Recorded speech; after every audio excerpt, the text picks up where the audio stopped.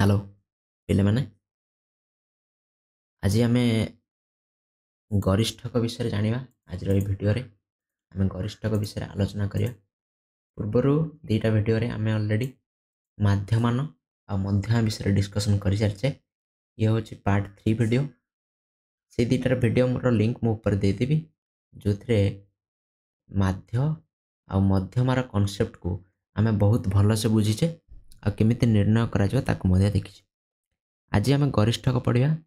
ठीक अच्छे तो आज भिडियो आम जाना प्रथम गरिष्ठक कौन आ जो दी प्रकार गरिष्ठक अच्छी स्थूल गरिष्ठक और वास्तव गरिष्ठक ताको केमिति निर्णय करा जाए ताको आज भिडियो आम जाना।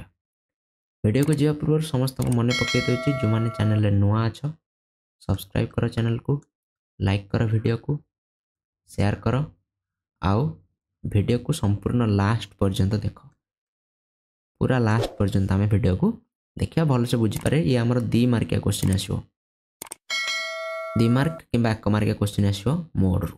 ठीक अच्छे तो गोटे छोटिया गप साहाଯ୍य बुझा जमीक ये होचंदी आमर जड़े जोता दुकानी जी जोता बिकती। ठीक अच्छे तो पाखे 6, 7, 8, 9, 10 नंबर जोता दुकान रे अच्छी। आई भितर सबुठ अधिक बिक्री होची 7 नंबर जोता। केते नंबर जोता 7 नंबर जोता। तो निश्चित भाव में दुकानी ये कौन कर कौ नंबर जोता सब अधिक रख जोटा अधिक बिक्री हो 7 नंबर जोता अधिक बिक्री हो 7 नंबर जोता को सब अधिक प्रायोरिटी दब सब 7 नंबर जोता को से अधिक रखा चेष्टा कर। ठीक अच्छे तो ता दुकान में जो नंबर जोता अधिक बिक्री होटा हूँ तार गरिष्ठक सेटा हूँ कौन गरिष्ठक। ता अर्थ हूँ जे जो नंबरटा गोटे वितरण में गरिष्ठक कहले कौन ना कौन से एक वितरण में सर्वाधिक बार रही लब्धांग को बुझाए। सर्वाधिक बार सबुठ अधिक थर जो लब्धांगटा आसो सी हूँ आमर गरिष्ठक। सरल अश्रेणीबद्ध उपाय जो लब्धांक सर्वाधिक बार रही है जार पौनपुण्य अन्य लब्धांक अपेक्षा अधिक होता है ताहाको आमे स्थूल गरिष्ठक कहे। 2 प्रकार गरिष्ठक देखिले आमे 2 टाइप्स गोटे हूँ स्थूल गोटे हूँ वास्तव। स्थूल गरिष्ठक कौन ना आमको किसी मैथमेटिकल कौन प्रकार फर्मूला पकेबार नहीं सूत्र पकेबार नहीं डायरेक्ट आम देखा जार लब्धांक सबुठ अधिक अच्छी लब्धांक जोटा जो लब्धांकटा सबुठ अधिक थर अच्छी ताने जो लब्धांकर फ्रिक्वेन्सी अधिक बारंबारता अधिक सी हूँ स्थूल गरिष्ठ। ठीक अच्छे कौन सी पौनपुण्य वितरण में जो लब्धांक बिंदु रे सर्वापेक्षा अधिक अधिक पौनपुण्य घनीभूत होता ताहा हूँ आमर वास्तव गरिष्ठक। आम वास्तव गरिष्ठक निर्णय कर सूत्र मध्य जाने। प्रथम स्थूल गरिष्ठक जाना। स्थूल गरिष्ठक केमिति निर्णय करा जाए। स्थूल गरिष्ठक जाने गोटे लब्धांक जोटा सबुठ अधिक थर अच्छे जमी 10 जन पिला बयस दिखाई। ठीक अच्छे ये आम देखिपर जे 2 बयसर पिला सबुठ अधिक अच्छा। ठीक अच्छे 3 थर 2 नंबरटा 3 थर अच्छी तमें ये गरिष्ठक हूँ के 2। ठीक अच्छे एमती आसो 1 मार्किया क्वेश्चन 1 मार्किया क्वेश्चन आस तथ्य दे आर गरिष्ठक के 2 3टा अच्छी तमें 2 हवार सठिक उत्तर। जदि जदि कौन गोटे तथ्य बोले 2टा संख्या मनकर 2टा संख्या 2 अच्छी मनकर आ गए 4 था ये 4 भी 3 थर 2 भी 3 थर तमें 2 एवं 4 2टा जाक गरिष्ठक बोले आम कहीपर। ठीक अच्छे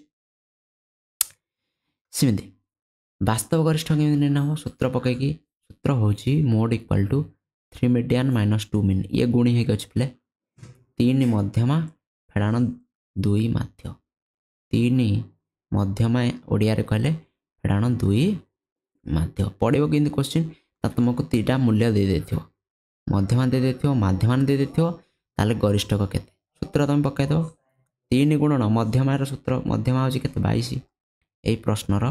यही प्रश्नर मध्यमा और माध्यमान आम अलरेडी बाहर कर सारी पूर्व क्लास रे ताको तुम्हें निश्चित देखीदेव। तो से मध्यमा एति बाहर आ माध्यमान एति बाहर तो माध्यमान के 2 गुणन 22.4 ताले मध्यम गरिष्ठक केते हम आगे गुणी देव 22 3 हो 66 माइनस 2 को 22.4 रे गुणी देले केते हो ये जो 8 है ये हम 44.8 ताको फेड़ी देले धर ये 0 अच्छे 0.8 रु 8 गले 2 एठू 1 पड़े आसी 5 रु 4 गले हो 1 आ 6 रु 4 गले 2 21.2 ठीक अच्छे 21.2 हो कौन गरिष्ठक ठीक अच्छे बहुत सहज किसी असुविधा हेनी ठीक अच्छे बहुत सहज किसी असुविधा हेनी 3 मध्यमा फेड़ाण 2 माध्य 3 ये गुणन होगी मध्यमा जी देखो 3 रे गुणव माध्य जी देखो 2 रे गुणव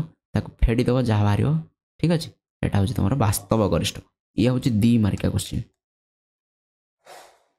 2 मार्क्स 2 मार्किया क्वेश्चन ये अच्छी बुझीगला ये 2 मार्किया क्वेश्चन आसो आरटा स्थूल गरिष्ठक 1 मार्किया क्वेश्चन आसो एमती क्वेश्चन आसी पारे ठीक अच्छे पिला आशा कर समस्त बुझीपार